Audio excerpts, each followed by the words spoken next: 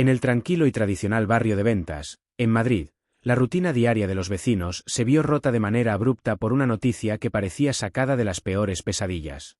Era una tarde aparentemente ordinaria, cuando la policía recibió una llamada preocupante. Un amigo de una mujer llamada María Soledad Gómez llevaba días sin poder comunicarse con ella y temía que algo grave pudiera haberle sucedido.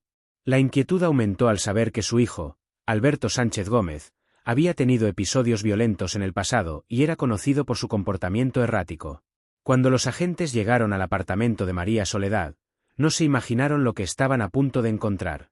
Alberto, un hombre de 26 años con una mirada vacía y desaliñado, abrió la puerta. El ambiente dentro del hogar era tenso, casi palpable, y un fuerte olor impregnaba el aire, un aroma que los agentes no lograban identificar de inmediato pero que los hacía sentirse incómodos. Al comenzar a inspeccionar el lugar, las dudas iniciales de la policía se transformaron en un horror indescriptible. En el interior de la vivienda, los agentes encontraron restos humanos distribuidos de manera caótica. En la cocina, hallaron tuppers que contenían fragmentos del cuerpo de María Soledad, cuidadosamente almacenados como si fueran sobras de comida. En el refrigerador, también había partes de su cuerpo congeladas, mientras que en una sartén, los investigadores identificaron lo que parecía ser carne cocinada. La escena era tan perturbadora que algunos de los agentes tuvieron que abandonar el apartamento para recuperar la compostura. Los vecinos, al enterarse de la presencia de la policía, se reunieron fuera del edificio, tratando de entender lo que ocurría. Las primeras noticias comenzaron a filtrarse, y con ellas, un silencio sepulcral se apoderó del vecindario. Nadie podía creer que algo tan monstruoso pudiera suceder en su comunidad, y mucho menos en un hogar que hasta ese momento había pasado desapercibido. Mientras los agentes continuaban registrando el lugar, las piezas del macabro rompecabezas empezaron a encajar. Alberto confesó sin mostrar demasiadas emociones. Relató que, tras una discusión con su madre, la había estrangulado en un ataque de furia. Lo que siguió desafiaba toda lógica. Desmembró el cuerpo y, según sus propias palabras, consumió partes de él. Aunque su relato era fragmentado y a ratos incoherente, dejó en claro que no había actuado bajo la influencia de otras personas. Era un acto solitario y aterrador. El descubrimiento de esta tragedia no solo impactó a los vecinos, sino que también conmocionó a todo el país.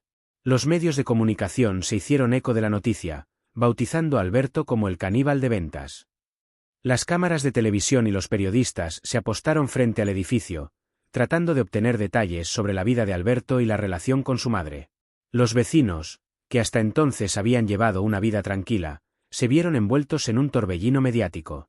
Algunos recordaban haber visto a Alberto en el barrio, siempre con una actitud retraída, mientras que otros aseguraban que era una persona amable pero reservada. Sin embargo, dentro del apartamento, las evidencias continuaban revelando una historia mucho más oscura. Los peritos forenses trabajaron durante horas para recolectar y analizar cada fragmento de la escena del crimen. El ambiente, cargado de un hedor insoportable, era testigo mudo de un acto que desafiaba los límites de la humanidad. Entre los objetos personales de Alberto, los investigadores encontraron indicios de problemas mentales severos. Había dibujos inquietantes, notas sin sentido y fragmentos de lo que parecían ser delirios escritos sobre su propia percepción de la realidad. Conforme la investigación avanzaba, salieron a la luz más detalles sobre la vida de Alberto y su relación con María Soledad. Era hijo único, y había vivido con su madre toda su vida. A pesar de ser conocido en el vecindario, pocos sabían de la dinámica que existía dentro de ese hogar. Algunos vecinos mencionaron haber escuchado discusiones frecuentes, gritos que parecían formar parte de su rutina diaria. Otros aseguraron que María Soledad siempre había sido una madre devota que intentaba ayudar a su hijo, quien sufría de trastornos psicológicos desde joven. Las piezas del caso no solo sorprendieron por su brutalidad, sino también por la frialdad con la que Alberto narró los hechos. Durante su detención, mostró una calma que perturbó tanto a los agentes como a los psicólogos que lo evaluaron. Las entrevistas iniciales con Alberto dejaron entrever una mente fragmentada, llena de contradicciones y carente de remordimiento. Cuando se le preguntó por qué había llegado a tales extremos, él simplemente respondió que había escuchado voces que lo incitaban a cometer el crimen. Esta declaración agregó una capa más de intriga y complejidad al caso. Mientras tanto, los rumores continuaban extendiéndose como un incendio. Cada nuevo detalle que emergía sobre el caso del caníbal de Ventas se convertía en tema de conversación en todo Madrid y más allá.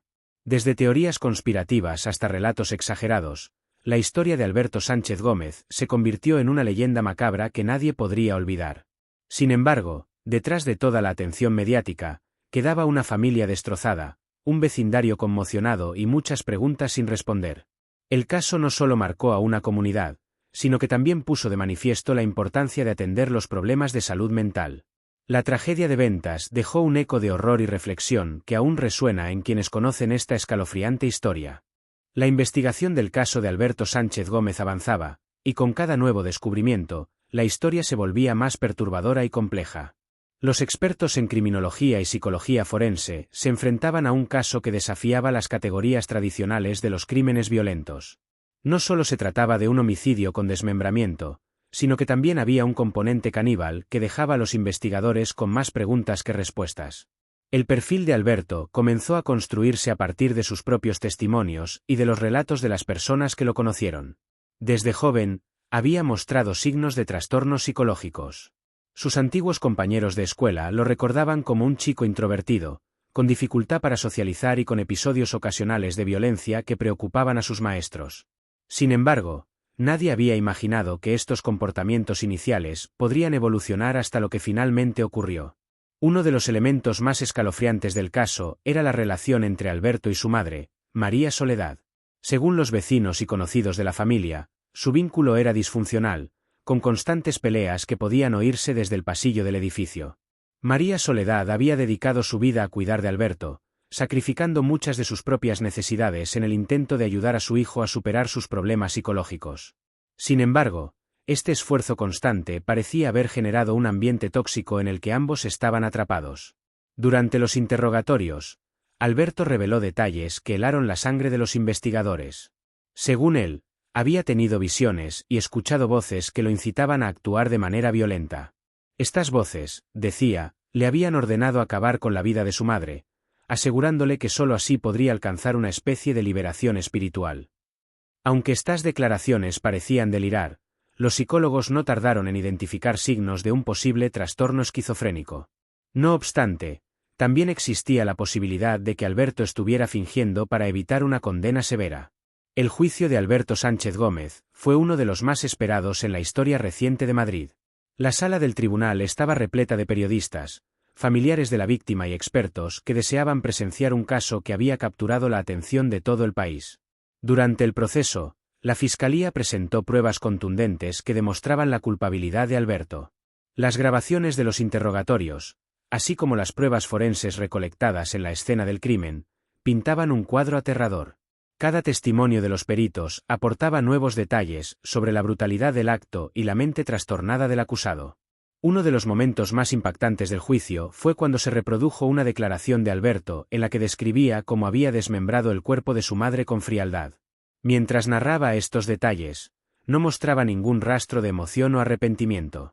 Esta actitud perturbó profundamente tanto al jurado como al público presente. Los psicólogos forenses argumentaron que este comportamiento podría deberse a un estado de disociación causado por su enfermedad mental, pero también se mencionó la posibilidad de que Alberto simplemente careciera de empatía. La defensa, por su parte, intentó argumentar que Alberto no era plenamente consciente de sus actos debido a sus problemas psicológicos. Presentaron informes médicos que respaldaban la existencia de un historial de enfermedades mentales, así como testimonios de profesionales que habían tratado a Alberto en el pasado. Sin embargo, la Fiscalía contrarrestó estas afirmaciones al señalar que, a pesar de sus problemas, Alberto había actuado con premeditación, lo que indicaba que entendía las consecuencias de sus acciones. El veredicto final fue claro: Alberto Sánchez Gómez fue declarado culpable de homicidio y profanación de cadáver. Fue condenado a 15 años y 5 meses de prisión, una sentencia que generó reacciones mixtas entre el público. Algunos consideraron que la pena era insuficiente dada la brutalidad del crimen, mientras que otros creyeron que su enfermedad mental debió haber sido considerada con mayor peso. El impacto del caso del caníbal de Ventas se sintió mucho más allá de los límites del tribunal. Generó un debate nacional sobre la salud mental y la forma en que el sistema de justicia debe tratar a las personas con trastornos psicológicos que cometen crímenes violentos.